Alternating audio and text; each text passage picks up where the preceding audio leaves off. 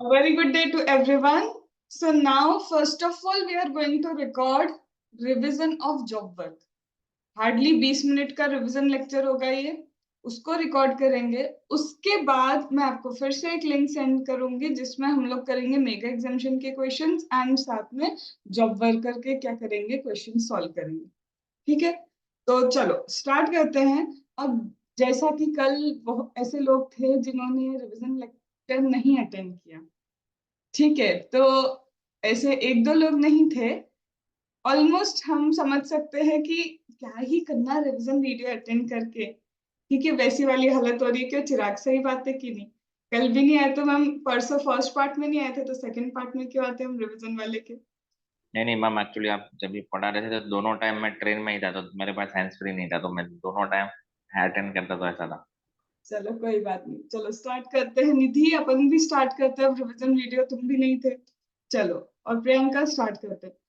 अब मैं देखो, ये वाला जो चार्ट है ना अपना, जॉब वर्कर वाला, चाहे तुम इस चार्ट को यूज करो, ठीक है, या फिर तुम इस चार्ट को यूज करो, डिफरेंस कुछ भी नहीं है। बट मैम फिर दिया ही क्यों दो दो चार्ट? क्योंकि मुझे जो प्रॉब्लम लगती है ना, वो ये होती है कि तुम लोग को पता तो ऑलमोस्ट थोड़ा बहुत होता ही है, बट दिक्कत जिंदगी में ये आती है तुम्हारे साथ कि तुम लोग इसको डिटेल में नहीं लिख पाते, तुमको वो वर्ड्स नहीं पता होते। तो whatever has been covered in this chart, वही पूरा यहाँ पे कवर किया हुआ है। बट यहाँ पे क्या किया, वो लैंग्वेज भी उठा के लिखी है जो हमको पता होनी चाहिए कि इसको लिखा कैसे जाता है। इससे ज्यादा चेंजेस कुछ भी नहीं है। ठीक है, तो let us start with the revision of the job work. तो जॉब वर्क क्या होता है, तो उसका डिटेल चार्ट से आज हम रिवीजन करते हैं। हमने पढ़ा क्लास में इन चार्ट से है, और इससे मैं क्या करवा रही हूँ, तुमको रिवीजन करवा रही हूँ। मैं जॉब वर्कर के किस पे आती हूँ, फ्लो के ऊपर आती हूँ। सबसे पहले जॉब वर्कर का मैं अगर पूरा फ्लो बोलूँ तो वो सिर्फ इतना है कि ये जो हमारे जॉब वर्कर भैया हैं, ये क्या करते हैं, ये गुड्स नहीं दे रहे हैं, ये दे रहे हैं सर्विसेज। ठीक है, तो इनका काम है सर्विस सप्लाई करना। मैम ये आपको कैसे पता चलता है कि ये जॉब वर्कर भैया सर्विस दे रहे हैं? तो मैं तुम्हें याद दिलाती हूँ कि हमने शेड्यूल नंबर 2 पढ़ के रखा है। शेड्यूल नंबर 2 में बोल रहा है, अगर आप ट्रीटमेंट करते हो या फिर कोई प्रोसेस करते हो किसके ऊपर, किसी दूसरे पर्सन के गुड्स के ऊपर, अगर आप ट्रीटमेंट करते हो, कोई प्रोसेस करते हो, तो उसे बोला जाता है सप्लाई ऑफ सर्विस। ऐसा हमने कहाँ पे पढ़ा है, शेड्यूल नंबर 2 में। तो इसका मतलब यही चीज यहाँ पे दी है कि शेड्यूल नंबर 2 में ये बता के रखा है कि अगर आप कोई ट्रीटमेंट या प्रोसेस करते हो किसी दूसरे पर्सन के गुड्स के ऊपर, तो उसको हम क्या बोलते हैं, सप्लाई ऑफ सर्विस बोलते हैं। तो इससे मेरे को पहली चीज क्लियर हुई कि job worker supply of service करता है। ठीक है, अब मैम ये जो job worker supply of service करता है, क्या इस पर्सन को रजिस्ट्रेशन लेने की जरूरत है? Job worker is required to get registered. तो जब मैम आप कह रहे हो ना कि ये जो जॉब वर्कर जब भी जॉब वर्क करता है that is supply of service, तो इसका मतलब आपको पता है रजिस्ट्रेशन लेते वक्त 20 लाख रुपीस का इनको थ्रेशोल्ड लिमिट लगता है if it is supply of service. तो अगर जॉब वर्कर का थ्रेशोल्ड लिमिट 20 लाख क्रॉस होता है तो इसे रजिस्ट्रेशन लेने की रिक्वायरमेंट है। और अगर 20 लाख है या 20 लाख से भी क्या है, कम है, that is less than 20 lakh, तो no requirement to get registered until and unless वो वॉलंटरी रजिस्ट्रेशन लेना चाहता हो। कुछ स्टेट्स ऐसी हैं, कुछ क्या है, स्टेट्स ऐसी है जहाँ पे 10 लाख का लिमिट होता है इंस्टेड ऑफ दिस 20 लाख का लिमिट। तो ये कहाँ लिखा है, यही हमने यहाँ पे लेके रखा है। सबसे पहले ये जो एग्जेम्पशन है, एग्जेम्पशन फ्रॉम रजिस्ट्रेशन मिलता है, क्योंकि ये देखो यहाँ पे मैंने सिर्फ एक चीज लिखी, वो क्या है, ये सर्विस दे रहा है, तो दिस इज एग्जेम्पशन यहाँ पे मिलेगा उसको। एग्जेम्पशन कब तक मिलेगा, जब तक उसका अमाउंट 20 लाख एक्सीड ना हो जाए। अब ऐसी कौन सी जगह मैम 20 लाख की जगह 10 लाख लगेगा, तो ये रहा हमारा मिजोरम, त्रिपुरा, मणिपुर, नागालैंड। इन तीन जगहों पे क्या लगेगा, चार जगहों पे इंस्टेड ऑफ 20 लाख कितना लगता है, 10 लाख लगता है थ्रेशोल्ड लिमिट। ठीक है, हम जॉब वर्कर क्या, कब आप मानोगे कि सामने वाला जॉब वर्कर है? देखो पहले तो मैंने बताया कि सप्लाई ऑफ सर्विस करता है, डन। दूसरा इसकी बता दी मैंने, थ्रेशोल्ड लिमिट। तीसरा बोल रही हूँ, एक पर्सन को जॉब वर्कर आप तभी बोलोगे जब वो किसी रजिस्टर्ड पर्सन के गुड्स के ऊपर क्या कर रहा है, कोई ट्रीटमेंट या प्रोसेस कर रहा है। तो सामने वाला, इसका मतलब जो प्रिंसिपल है ना, जो अपने गुड्स भेज रहा है, वो प्रिंसिपल का रजिस्टर्ड होना कंपलसरी। अब ये कहाँ लिखा है, तो जो भी प्रिंसिपल है, प्रिंसिपल रजिस्टर्ड होगा, जो क्या करता है, सेंड करता है गुड्स, तब जाके हम बोलेंगे कि ये चीज क्या है, जॉब वर्क है। डन। इसके बाद मैम ये देखो, यही इसको कहाँ पे लिख के रखा है, ये पूरा any treatment process on another registered person. अब चाहे आप पेंटिंग करो, पैकिंग करो, कुछ भी करो, तब जाके मैं इसको बोलूंगी कि ये जॉब वर्क कर रहा है। ठीक है। अब इसके बाद आता है कि मैम चलो प्रिंसिपल की बात आती है, तो ये रहा हमारा प्रिंसिपल। प्रिंसिपल ही क्या करता है, जॉब वर्कर को गुड्स सेंड करता है, राइट। प्रिंसिपल क्या कर रहा है, जॉब वर्कर को गुड्स सेंड कर रहा है। तो क्या मैं बोलूं मैम, जब प्रिंसिपल जॉब वर्कर को गुड्स सेंड कर रहा है, इसे हम सप्लाई कह सकते हैं क्या, कि इट इज अ सप्लाई? नहीं, हम इसे सप्लाई नहीं कह सकते। ये सिर्फ मूवमेंट ऑफ गुड्स है, गुड्स एक जगह से दूसरे जगह मूव कर रहे हैं, अभी ये सप्लाई नहीं है। प्रॉपरली प्रिंसिपल सिर्फ क्या कर रहा है, जॉब वर्कर को गुड्स दे रहा है। और देखो यहाँ पे कोई कंसिडरेशन नहीं है, यहाँ पे क्या है, कोई कंसिडरेशन नहीं है, तो सिर्फ मूव हो रहे हैं उसके गुड्स। लेकिन ये गुड्स इसलिए मूव हो रहे हैं क्योंकि जॉब वर्कर से चाहिए उसकी सर्विसेज। ठीक है। बट मैम अब ये प्रिंसिपल की कथा सुनो आप, क्या है इसकी प्रॉब्लम, कि प्रिंसिपल बोलता है देखो, पहले सपोज करो इसने कहीं से तो गुड्स मंगवाए, हमने एग्जांपल लिया था, इसने जयपुर से गुड्स मंगवाए। अब इसको जॉब वर्क पता है कहाँ पे करवाना है मैम, जयपुर नहीं, अजमेर में उसको क्या करवाना है, जॉब वर्क करवाना है। और ये बेचारा प्रिंसिपल खुद कहाँ पे रहता है, प्रिंसिपल रहता है पुणे में। अब इसको प्रॉब्लम क्या है, पहले ये जयपुर से क्या करे, पुणे में गुड्स मंगवाए, फिर यहाँ से वो अगर अजमेर में भेजेगा तो एक्स्ट्रा कॉस्ट लग रही है। लेकिन सेक्शन नंबर 16 पता है क्या बोलता है, सेक्शन नंबर 16 जो मुझे इनपुट टैक्स क्रेडिट में देखने को मिलता है, उसने एक कंडीशन लगा के रखी है। वो कंडीशन ये है कि अगर प्रिंसिपल को, ये जो प्रिंसिपल है, इसको अगर इनपुट टैक्स क्रेडिट क्लेम करना है ऑन इट्स इनवर्ट सप्लाई, जितना भी उसने इनवर्ट सप्लाई किया, मतलब जब प्रिंसिपल ने जयपुर वाले से ये गुड्स खरीदे, अब गुड्स खरीदे तो जीएसटी पे किया होगा, तो बोलता है अगर इस जीएसटी पे जो इसने पे करा है, इसको आईटीसी चाहिए, तो एक कंडीशन है, इसको एक कंडीशन पे ही आईटीसी मिलेगा, अगर ये प्रिंसिपल क्या करता है, इन गुड्स को रिसीव करेगा। तो अगर इसने अगर इसको रिसीव नहीं किया, तो इसको जो भी गुड्स पे ये जीएसटी पे करके आ रहा है, इसको आईटीसी मिलने वाला नहीं है। तो प्रिंसिपल आया टेंशन में, बोला अगर मुझे यहाँ पे पहले पुणे में रिसीव करना पड़ेगा, फिर वहां पे मैं इतनी दूर अजमेर में ही, राजस्थान में ही ये चीजें वापस भेजूं, तो यहाँ पे इन्होंने दिया है एक एक्सेप्शन, कि प्रिंसिपल अगर डायरेक्टली भी क्या करता है, जॉब वर्कर के प्रेमाइस पे अपने गुड्स को सेल बेच देता है, बेचना नहीं, भेज देता है, तो प्रिंसिपल अगर जॉब वर्कर के प्रेमाइस पे डायरेक्टली क्या करता है, गुड्स दे देता है, तो भी माना जाएगा कि प्रिंसिपल को गुड्स रिसीव हो चुके हैं। तो प्रिंसिपल को क्या मिल जाएगा, इनपुट टैक्स क्रेडिट मिल जाएगा। क्या यहाँ तक की बात भी याद आ गई? अब ये कहाँ लिखा है कि ऐसा ऐसा हो सकता है, तो देखो सबसे पहले जब गुड्स भेजने हैं, तो क्या कर सकते हैं, प्रिंसिपल क्या कर सकता है, गुड्स सेंड करेगा किसको, जॉब वर्कर को। और जब वो जॉब वर्कर को ये गुड्स सेंड कर रहा है ना, तब वो कोई टैक्स चार्ज करेगा नहीं, क्योंकि जॉब वर्कर को जब वो ये गुड्स भेज रहा है, यहाँ पे सप्लाई नहीं है, ये सिर्फ मूवमेंट है। और हम जीएसटी लगाते हैं किसके ऊपर, सप्लाई के ऊपर हम क्या करते हैं, जीएसटी लगाते हैं। क्या ये बात भी ध्यान है? अब मैम जब हम भेज रहे हैं गुड्स, प्रिंसिपल की प्रीमाइस से बिना टैक्स लगे गुड्स कहाँ जाते हैं, जॉब वर्कर की प्रीमाइस पे जाते हैं। तो जब भी आप गुड्स भेजोगे ना, तो एक चीज करनी पड़ेगी प्रिंसिपल को, उसको इंटीमेशन देना पड़ेगा, किसको, प्रॉपर ऑफिसर को बताना पड़ेगा कि भाई मेरे गुड्स कहाँ जा रहे हैं, जॉब वर्कर के प्रीमाइस पे जा रहे हैं। ठीक है। अब जॉब वर्कर की प्रीमाइस से जब आप यहाँ पे जॉब वर्कर की प्रीमाइस पे भेजते हो, तो क्या क्या चीजें होती हैं। तो देखो मैम हमने तो क्या किया, जॉब वर्कर की प्रीमाइस पे ये सारे गुड्स भेज दिए, जो जो हमारे गुड्स थे हमने भेज दिए, किस चीज के लिए, जॉब वर्क के लिए।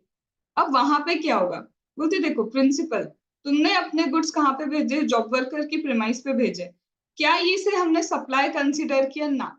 क्या हमने टैक्स चार्ज किया, ना। क्या हमने तुम्हें आईटीसी लेने से रोका, नहीं, कुछ भी नहीं किया ऐसा हमने।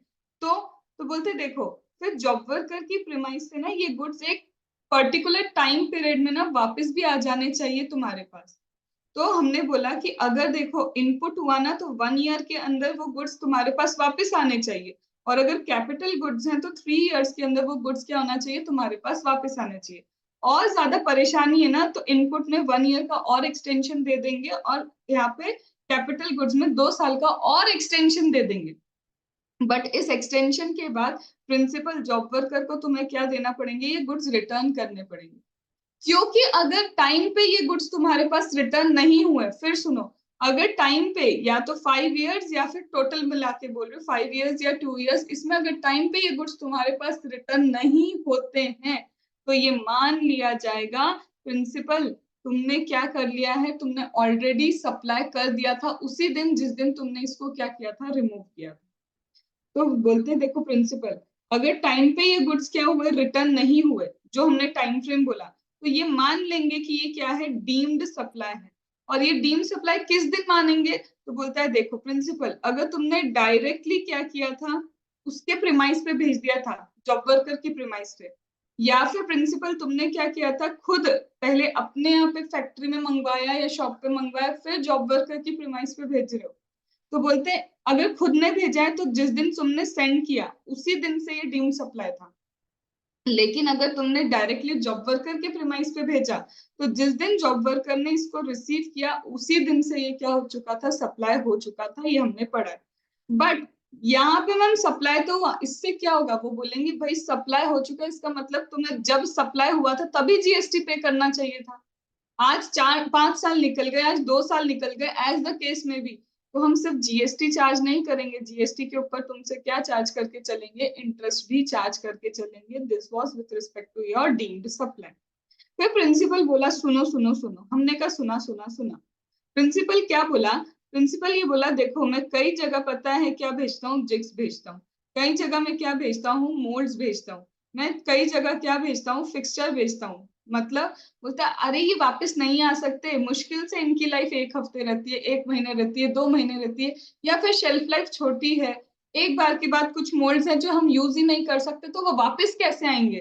तो ये बात गवर्नमेंट को भी समझ में आई और गवर्नमेंट ने बोला ठीक है, मोल्ड, जिग्स एंड फिक्सचर पे कोई टाइम लिमिट नहीं रहेगी, इसको भेजने पे आप टैक्स आईटीसी क्लेम कर सकते हो, कोई दिक्कत नहीं। ठीक है। अब प्रिंसिपल बोला सुनो सुनो सुनो, तो हमने कहा सुना सुना सुना। तो प्रिंसिपल बोला देखो, आपने बोला 1+1 ईयर में आ जाना चाहिए इनपुट, आपने बोला 3+2 ईयर्स में आ जाना चाहिए क्या, आपका कैपिटल गुड्स। हमारा जॉब वर्कर सपोज करो, क्या सपोज करे कि नहीं भेज पाया इस टाइम लिमिट में, आपने तो बोल दिया डीम्ड सप्लाई। हाँ हमने बोल दिया क्या ये डीम्ड सप्लाई, आपने जीएसटी ले लिया, आपने इंटरेस्ट ले लिया, हमने कहा हाँ भाई हाँ, हमने जीएसटी और इंटरेस्ट दोनों ले लिया। प्रिंसिपल बोलता है सपोज करो मेरा इनपुट इसके बाद वापस आ जाए, तो मेरे पास जॉब वर्कर रिटर्न कर रहा है मुझे, बस टाइम लिमिट के बाद रिटर्न कर रहा है।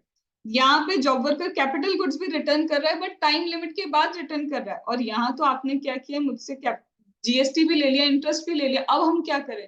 तो बोलता है अगर जॉब वर्कर टाइम लिमिट के बाद गुड्स को रिटर्न करता है, इनपुट को रिटर्न करता है, तो ये सप्लाई किसका माना जाएगा, जॉब वर्कर का सप्लाई। मतलब वो ट्रांजेक्शन क्लोज हो गया। विद इन टाइम लिमिट होता ना तो कोई टैक्स नहीं लगाते, टाइम लिमिट निकल गया, डीम्ड सप्लाई हो गया प्रिंसिपल का, खत्म। लेकिन अब जब जॉब वर्कर फिर से उसको रिटर्न कर रहा है तो माना जाएगा, अगर रजिस्टर्ड जॉब वर्कर है तो रजिस्टर्ड जॉब वर्कर क्या कर रहा है, सेंड कर रहा है गुड्स वापस, ये उसका सप्लाई है, वो जीएसटी चार्ज करेगा। अगर वो बेचारा खुद ही अनरजिस्टर्ड है तो फिर तो कोई बात ही नहीं है कंप्लायंसेस की। तो ये हो गई कहानी, अगर 3 साल में आ गए तो क्या होगा, 3 साल में नहीं आए तो क्या होगा। तो टाइम लिमिट कहाँ लिख के रखा है, ये रहा, कि जब भी जॉब वर्कर के पास आप गुड्स को भेजते हो तो इनपुट इतने टाइम लिमिट में आ जाना चाहिए, 1+ एक्सटेंडेड टाइम ऑफ 1+। लेकिन अगर कैपिटल गुड्स है तो 3 साल के अंदर प्लस 2 साल के अंदर एक्सटेंशन के साथ आ जाना चाहिए, और ये मोल्ड, जिग्स एंड फिक्सचर पे ऐसी कोई टाइम लिमिट एप्लीकेबल नहीं होती है। क्या ये बात समझ में आ गई। फिर इसके बाद क्या होगा, अगर मैम गुड्स सही टाइम पे इसने रिटर्न नहीं किए, अगर ये भाई साहब सही टाइम पे गुड्स रिटर्न नहीं करते तो हम क्या मान लेते हैं कि ये सप्लाई हो चुका है प्रिंसिपल के थ्रू, और विद इंटरेस्ट आपको क्या करना पड़ेगा, जीएसटी पे करना पड़ेगा। बट क्या होगा मैम, गुड्स अगर आफ्टर द स्टिपुलेटेड टाइम वो वापस रिटर्न करता है तो हम मानेंगे सप्लाई जॉब वर्कर ने किया है, किसको, प्रिंसिपल को, और जीएसटी लगेगा अगर मेरा जॉब वर्कर क्या है, रजिस्टर्ड है तो। ठीक है। देन इसके बाद फिर से आते हैं मैम, चलो ये रिटर्न रिटर्न की सारी बातें हो गई।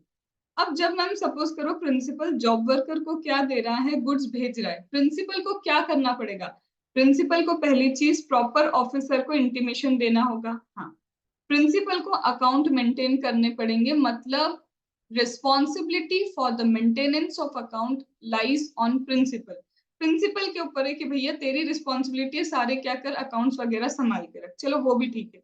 और क्या करेगा, प्रिंसिपल को इशू करना पड़ेगा चालान। अंडर चालान क्या होता है, हमारे गुड्स जॉब वर्कर के पास जाते हैं। ये कितने चालान इशू करता है, इसको एक्चुअल में ट्रिपल में क्या करना पड़ेगा, चालान इशू करना पड़ेगा। ये चालान किसको देगा, जॉब प्रिंसिपल क्या करेगा, सबसे पहले अपने पास तो अकाउंट मेंटेन करके रखेगा ही रखेगा, फिर ये 2 कॉपी किसको भेज देगा, जॉब वर्कर को 2 कॉपी भेज देगा। क्यों भेजेगा, पहली कॉपी तो जॉब वर्कर रखेगा, लेकिन जब वो गुड्स रिटर्न करता है ना हमारा जॉब वर्कर, तो एक चालान वापस किसको भेज देता है, प्रिंसिपल को भेज देता है, ताकि प्रिंसिपल को पता चले किस चालान के रिस्पेक्ट में गुड्स वापस आ गए। चलो ये भी ठीक है।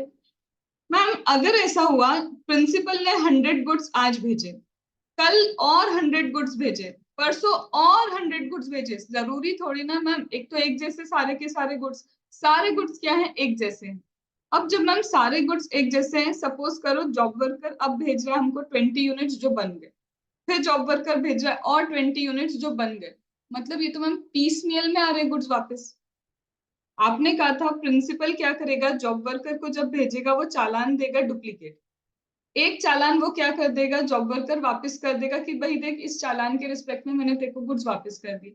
बट अब मैम पता है क्या हो रहा है, पीस मेल में आ रहे हैं, तो ऐसे में वो एक चालान काम नहीं करेगा, कभी 20 गुड्स आ रहे, कभी और 20 आ रहे, कभी और 20 आ रहे।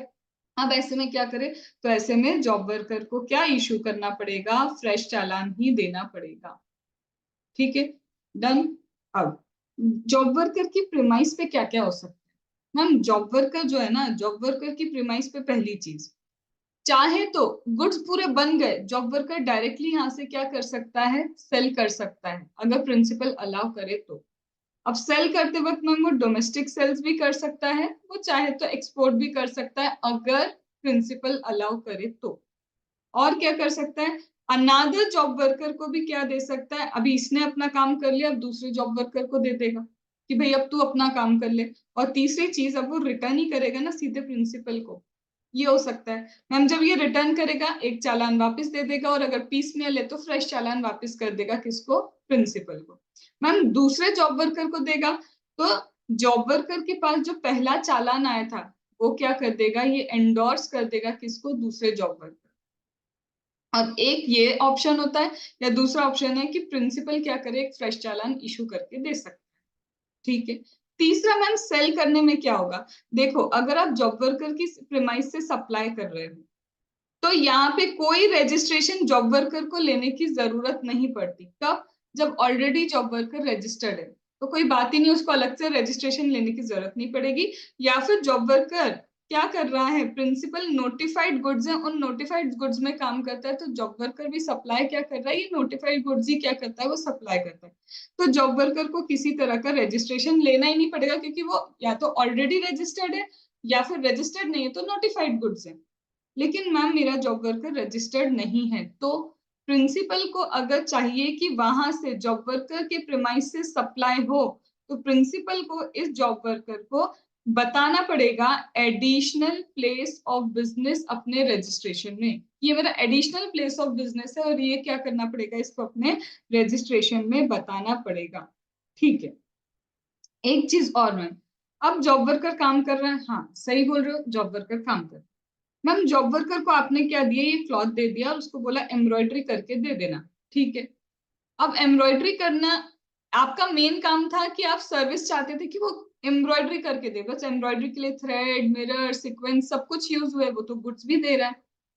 तो इन गुड्स का क्या, तो हम बोलेंगे come to the definition of composite supply. या प्रिंसिपल नेचर किस चीज का था, प्रिंसिपल नेचर था कि मैं सर्विस लेने गई थी उस सामने वाले इंसान से, वो तो गुड्स साथ में आ गए। तो यहाँ पे क्या मैम जॉब वर्कर आपसे टैक्स चार्ज करेगा, देखो अगर वो रजिस्टर्ड है तो सप्लाई ऑफ सर्विस पे टैक्स चार्ज करेगा, वो क्या करेगा, सप्लाई ऑफ सर्विस पे टैक्स चार्ज करेगा, और ये गुड्स का अमाउंट उसी के अंदर हो सकता है। पर मैम ये वैल्यूएशन निकलेगा कैसे, वही सेक्शन नंबर 15 जो हमने कहाँ पे किया, वैल्यूएशन ऑफ रूल के अकॉर्डिंग, वहीं पे सेक्शन नंबर 15 होगा। और अगर जॉब वर्कर आपसे जीएसटी चार्ज कर रहा है क्योंकि वो रजिस्टर्ड पर्सन है, तो section number 31 due date for the issue of invoice, उसके अकॉर्डिंग वो क्या करेगा, टैक्स इनवॉइस भी आपको क्या करके देगा, इश्यू करके देगा। ठीक है, तो ये सब कहाँ लिखा है देखो। अब जॉब वर्कर की प्रेमाइस से क्या क्या हो सकता है, दूसरे जॉब वर्कर को चीजें जा सकती है, किसी और जगह पे विदाउट पेमेंट ऑफ टैक्स आप क्या कर सकते हो, भेज सकते हो गुड्स, या फिर अल्टीमेटली कस्टमर को भी क्या कर सकते हो, गुड्स भेज सकते हो। मैम अगर हम चाहते हैं कि सप्लाई हो जॉब वर्कर की प्रीमाइस से, तो मुझे क्या करना पड़ेगा, उसे additional place of the business बताना पड़ेगा, वही लिखा है। मैम कब ऐसा होगा कि मुझे नहीं डिक्लेयर करने की जरूरत कि ये मेरा additional place of the business है, नहीं करना डिक्लेयर, तो नहीं करोगे तब जब तुम ऑलरेडी रजिस्टर्ड हो, तो ऐसे कोई डिक्लेरेशन की जरूरत ही नहीं है। या फिर प्रिंसिपल नोटिफाइड गुड्स के किसमें एंगेज्ड है, डीलिंग में एंगेज्ड है, तब भी क्या नहीं जरूरत है, तुमको किसी तरह के डिक्लेरेशन की जरूरत नहीं है। यहाँ पे हमने यही बोला था मैम, प्रोसीजर क्या है, सिंपल प्रोसीजर है, भेजने से पहले प्रायर इंटीमेशन प्रॉपर ऑफिसर को देना, एंड ई वे बिल भी इशू करना पड़ेगा। अभी ई वे बिल मैं नहीं कर रही हूँ, रीजन बीइंग ई वे बिल में जब इसको कवर करूंगी तो तुमको इसके सारे प्रोविजन जॉब वर्कर के वहां पे पता चल जाएंगे। इसके बाद मैम ये अकाउंट मेंटेन करने की रिस्पॉन्सिबिलिटी किसकी, ऑब्वियसली प्रिंसिपल की है। ठीक है, फिर इसके बाद आते हैं हम किस पे मैम, ये अगर आपने क्या किया, डायरेक्टली प्रिंसिपल ने अपनी जगह से भेजा है और 1 साल में गुड्स नहीं आते, तो मैम जब प्रिंसिपल डायरेक्टली अपनी जगह से भेज रहा है, तो जिस दिन उसने भेजा था तब से सप्लाई मानते हैं। और अगर मैम डायरेक्टली जॉब वर्कर की प्रेमाइस पे भेजा, तो जिस दिन उसने रिसीव किया था उसी दिन क्या मानते हैं, हम सप्लाई मानते हैं। आया सारी चीजें। फिर इसके बाद हम एक जॉब वर्कर से दूसरे जॉब वर्कर को भेजोगे, तो ट्रिपल में तुमको चालान देना पड़ेगा, 2 कॉपी चालान की जॉब वर्कर के पास जाती है, तो जब वो गुड्स वापस भेज देता है तो 1 कॉपी वापस किसको दे देता है, रिटर्न कर देता है प्रिंसिपल को। ये एमसीक्यू के लिए इंपॉर्टेंट है कि ये क्या कहाँ पे शो करना पड़ेगा, जीएसटी आईटीसी 04 में आपको क्या करना है, इंटीमेशन देना है, ये एमसीक्यू। मैम अगर गुड्स हमने एक जॉब वर्कर, हाँ प्रिंसिपल ने जॉब वर्कर को दिए, तो ऐसा होता है। मैम एक जॉब वर्कर दूसरे जॉब वर्कर को अगर गुड्स देगा तब क्या करोगे, तो एक जॉब वर्कर जब दूसरे जॉब वर्कर को गुड्स देगा तो 2 चीजें हो सकती है। 2 चीजें क्या, या तो प्रिंसिपल का दिया हुआ चालान आप क्या कर दो, एंडोर्स कर दो, या फिर एक फ्रेश चालान क्या कर दो, इशू कर दो। मैम तब क्या होगा, जब गुड्स रिटर्न होते जॉब वर्कर के प्रेमाइस से, एक डिलीवरी कॉपी वापस आ जाती है, वही चीज लिख के रखिए। मैम तब क्या होगा, जब पीस मेल में गुड्स आ रहे हैं, फ्रेश डिलीवरी चालान क्या करना पड़ेगा, इशू करना पड़ेगा। तो जितना बोला है सबकी लैंग्वेज यहाँ पे ले लिया अपन ने। फिर इसके बाद आता है ma'am, what about input tax credit.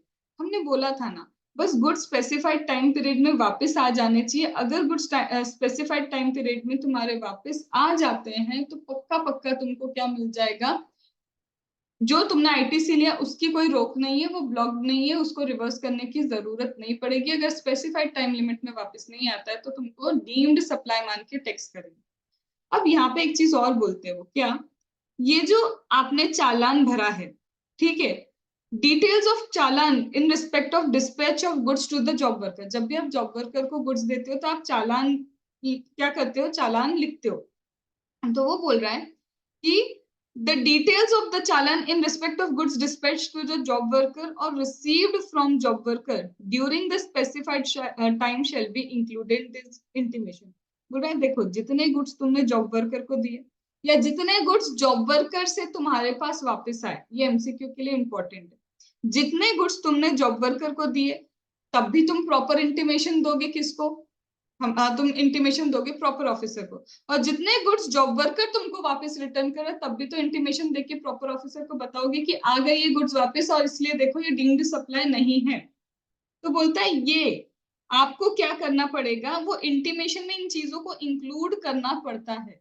आपको क्या करना पड़ता है, इंटीमेशन में ये इन चीजों को इंक्लूड करना पड़ता है। बट मैम अब ये इंटीमेशन हम कब फर्निश करें, ऐसे रोज रोज थोड़ी ना बताएंगे फोन करके या लिख लिख के कि आज इतना कंसाइनमेंट जा रहा है, आज उतना कंसाइनमेंट जा रहा है, नहीं। तो बोलता है ये इंटीमेशन आप कब दोगे, furnish for that period on before 25th of the month succeeding the said period. अब हमको पहला तो वो मंथ कुछ है, अब वो मंथ क्या है मुझे देखना पड़ेगा। उस मंथ की 25 तारीख तक आपको देना चाहिए इंटीमेशन। अब वो मंथ यहाँ पे, वो स्पेसिफाइड पीरियड यहाँ पे समझा के रखें। सबसे पहले क्या बोलता है, 6 consecutive month commencing on first day of April and first day of October in respect of principal whose aggregate turnover during the year exceed 5 crore. अगर आपका टर्नओवर 5 करोड़ एक्सीड होता है तो हर 6 महीने में आपको क्या करना चाहिए, ये इंटीमेशन पहुंचाना चाहिए किसके पास, तुम्हारे प्रॉपर ऑफिसर के पास।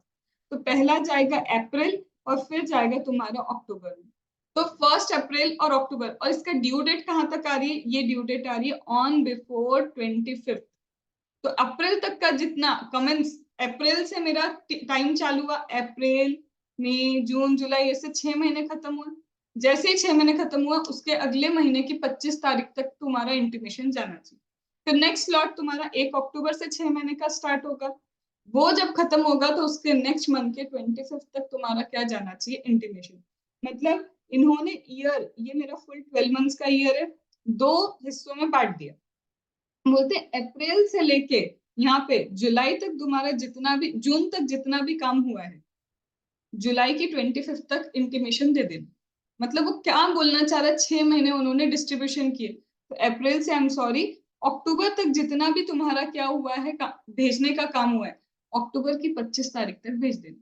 फिर अक्टूबर से जितना तुम्हारा 31 जनवरी तक हुआ है, नेक्स्ट मंथ की 25 तारीख तक क्या कर देना, इंटीमेशन। लेकिन शर्त क्या है इस इंटीमेशन की, 6 महीने में वही लोग देंगे जिनका टर्नओवर 5 करोड़ क्रॉस होता है। मैम अगर हमारा टर्नओवर 5 करोड़ है एग्जैक्टली, तो तुम साल में एक बार ये इंटीमेशन दो बस प्रॉपर ऑफिसर। आया समझ में? फिर ये हो गया तुम्हारा पूरा इंटीमेशन की बात है। अब क्या बोल रहा है, अब कुछ भी नहीं है इसमें। देखो कई बार क्या होता है ना, जब जॉब वर्कर का काम चलता है तो कई वेस्ट एंड स्क्रैप भी तो निकलता है।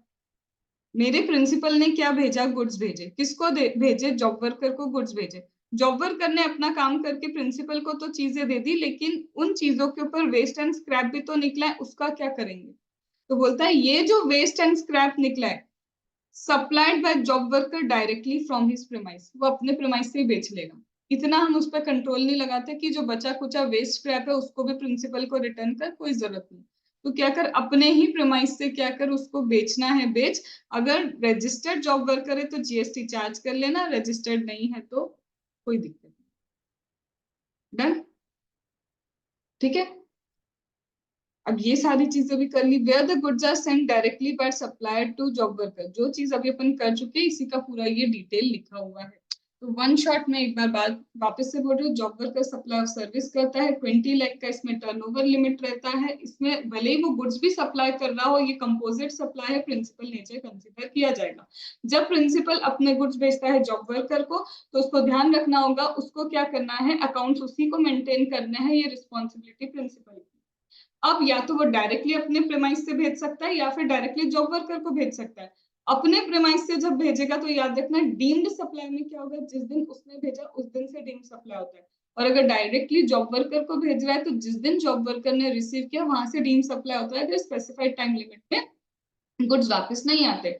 यहाँ पे ये लोग आईटीसी लेने से रोकते नहीं है प्रिंसिपल को, वो बोलते हैं कि भले ही तुमने डायरेक्टली जॉब वर्कर के प्रीमाइस पे भेजा, फिर भी हम मानते हैं कि deemed to be receive by the principal और तुमको आईटीसी मिल जाएगा। टैक्स पे करने की जरूरत नहीं है जब प्रिंसिपल जॉब वर्कर को भेजता है। क्यों? क्योंकि ये कोई सप्लाई नहीं हो रहा है अभी, ये सिर्फ मूवमेंट ऑफ गुड्स हो रहा है, तो यहाँ पे सप्लाई नहीं है तो हम जीएसटी नहीं लगवाएंगे। लेकिन अगर इनपुट 1 साल प्लस 1 साल में वापस नहीं आता और capital goods 3 years plus 2 years में वापस नहीं आते, तो हम इसको डीम सप्लाई मानेंगे। और डीम सप्लाई मान के इस पे जीएसटी के साथ साथ हम इंटरेस्ट भी लगा देंगे। इसके बाद वो बोलते हैं कि मोल्ड, जिग्स, फिक्सचर्स वगैरह, इन पे कोई टाइम लिमिट नहीं, एक बार भेज दिया भूल जाओ, हम इसको रिटर्न कराने की तुम पे नौबत नहीं लाते। जॉब वर्कर की प्रेमाइस से क्या क्या चीजें हो सकती है, किसी और जॉब वर्कर को जा सकता है। अगर किसी और जॉब वर्कर को गया तो जब प्रिंसिपल ने जॉब वर्कर को भेजे थे गुड्स, उसने ट्रिपल चालान इशू किया था। 2 चालान जाते जॉब वर्कर को, ये जो 2 चालान जॉब वर्कर को जाते हैं, जॉब वर्कर जब ये गुड्स वापस रिटर्न कर रहा होता है, एक चालान उसको प्रिंसिपल को वापस भेज देता है। लेकिन जब जॉब वर्कर क्या कर रहा है, दूसरे जॉब वर्कर को भेज रहा है, तो वो क्या करेगा, इन चालान को एंडोर्स कर देगा, किसको, दूसरे जॉब वर्कर। क्या मैम जॉब वर्कर अपने यहाँ से सेल भी कर सकता है गुड्स? बिल्कुल सेल कर सकता है। उसके लिए प्रिंसिपल को डिक्लेयर करना पड़ेगा इस जॉब वर्कर को अपना additional place of the business. ये डिक्लेयर करने की जरूरत तब नहीं है जब ऑलरेडी जॉब वर्कर रजिस्टर्ड है या फिर प्रिंसिपल नोटिफाइड गुड्स का क्या करता है सब। मैम क्या होगा अगर 2 साल बाद या 5 साल बाद गुड्स वापस रिटर्न होके आ जाए जॉब वर्कर के प्रीमाइस से, जॉब वर्कर का सप्लाई माना जाएगा। जॉब वर्कर रजिस्टर्ड है, जीएसटी पे करेगा, रजिस्टर्ड नहीं है तो सारी चीजें भूल जाओ। ठीक है। फिर इसके बाद मैम, जब भी प्रिंसिपल के प्लेस से जॉब वर्कर के प्लेस पे चीज जा रही है, चालान तो चाहिए, साथ में ई-वे बिल भी चाहिए, लेकिन यहाँ पे सिर्फ ई-वे बिल नाम लिखा है, कोई प्रोविजंस नहीं है जिसके हम प्रॉपरली ई-वे बिल के उसमें पढ़ेंगे। मैम जॉब वर्कर की प्रीमाइस पे वेस्ट भी होता होगा, स्क्रैप भी होता होगा, तो उसको कुछ नहीं करना है, उसको ही सेल करना है आगे चल के। अगर वो रजिस्टर्ड है जीएसटी पे करेगा, रजिस्टर्ड नहीं है सेल करने में कोई जीएसटी पे करने की उसको जरूरत नहीं है। तो रिवीजन के साथ एक छोटा रिवीजन और कंप्लीट दिस कंप्लीट एग्जैक्टली 20 से 25 मिनट में 2 बार मेरा, और एक बार समझाने में भी फिर से तुम्हें कोशिश की, फिर से लिख के समझाऊं। अब तुमको क्वेश्चंस करने होंगे जॉब वर्कर के। I am sending the link again. अब हम mega examination and question discuss करेंगे किसके, जॉब वर्कर। ठीक है, अच्छा।